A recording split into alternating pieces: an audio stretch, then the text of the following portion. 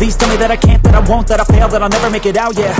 Please tell me all the bad, never good, fill my head full of every single... After turning 40, you may have noticed your efforts to drop a couple pounds or simply getting in better shape is taking a bit longer than it used to take. Working in a gym, I usually see the 20-somethings who've been missing for a couple months and a couple pounds heavier than the last time I saw them, train like absolute demons and have that weight easily melt off. At their age, they can get away with this, and maybe you were once one of these youngins that used to do just that. Welcome to the Workout Nerdout. I'm Julio Lopez. I'm a certified strength and conditioning specialist with over 10 years of experience in personal training.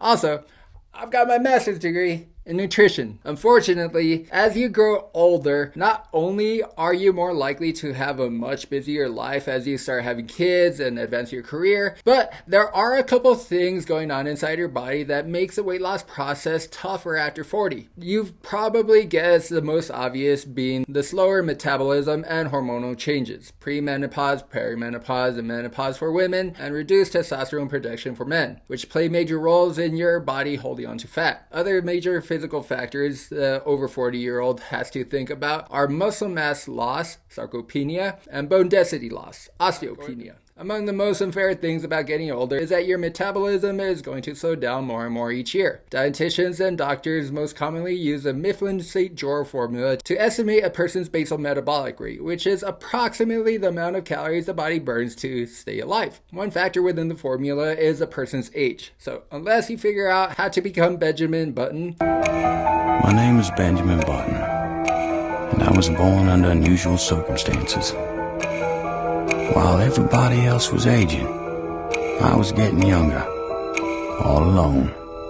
This fact is irreversible. Is there anything you can do to speed up the metabolism? While you're never going to get your metabolism to the same level as your teenage son who can eat an entire pizza and not gain a pound, you can start with changes to your diet to help your metabolism pick up the pace. For example, not only does protein play a major role in building and maintaining muscle mass for a person that wants to lose weight, but high protein diets, such as consuming 1 gram of protein per pound of your target weight, increases thermogenesis, which is defined in PubMed as the generation of heat in order to maintain body temperature. This generation of heat is a result of burning additional calories. If you aren't working out consistently, but you want to lose weight, there's a good chance you've already thought about exercising more. The great thing about exercise is that your choices aren't just limited to mindless hours on the treadmill. Instead, you have a huge plethora of options that can keep you excited about doing consistently. While lifting weights and running may work for some, others prefer Pilates, rowing, jiu-jitsu, hiking, etc. The most important things about the exercise that you choose is that they're safe, fun, and keep you coming back regularly. For women in their 40s that are finding it challenging to lose weight, consider the changes in your body because of premenopause, perimenopause, or menopause. This is a massive stage in your life, so changes should be expected. At this stage, a woman's body wants to hold on to fat, usually around the hips and stomach. So does this mean that you just have to do a bunch of sit-ups in order to get rid of that fat? Not necessarily, because the body doesn't simply burn fat in the region that you're training. Fat is stored energy, so when you're burning more calories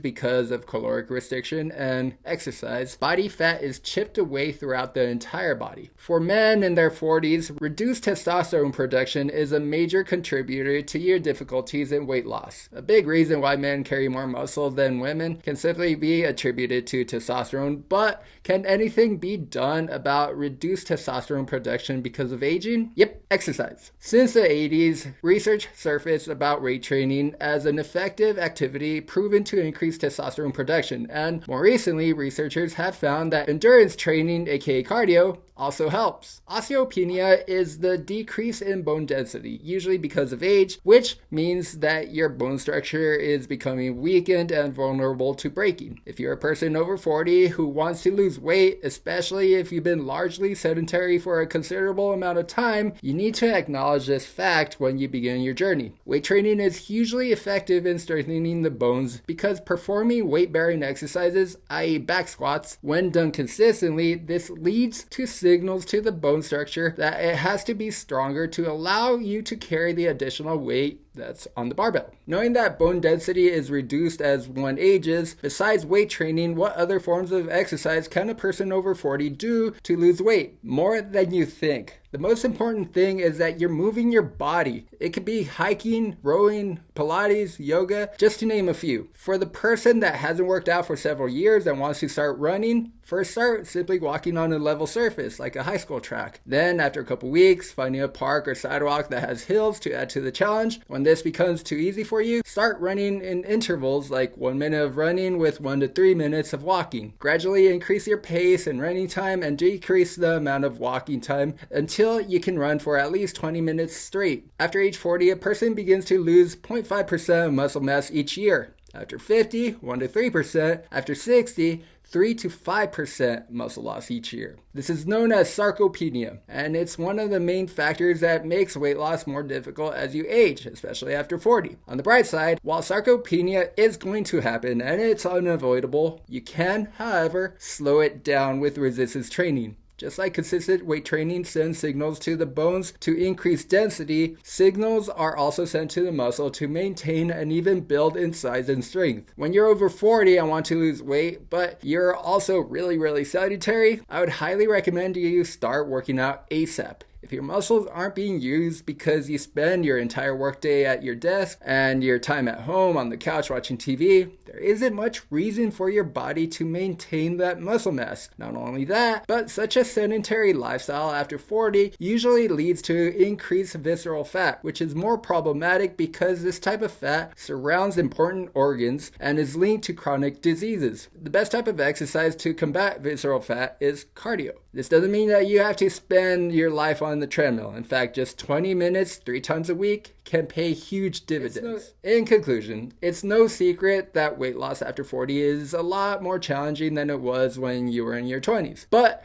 this doesn't mean it's an impossibility. Understanding the physical changes that are going on in your body as you grow older, such as your slower metabolism, hormonal changes, and muscle and bone density loss, as well as taking the steps to adjust for such physical changes, weight loss success can be accomplished. Be patient, be consistent, and reach out to me if you need any help to get you on your path to success. So that does it for today's Workout Nerdout. Thank you so much for joining me. If you have any questions, feel free to leave it in the comment section. And don't forget to hit that like and subscribe button. Also, if you know anyone who can benefit from this information, please share it with them. Until next time, I'll see you on the next Workout Nerdout.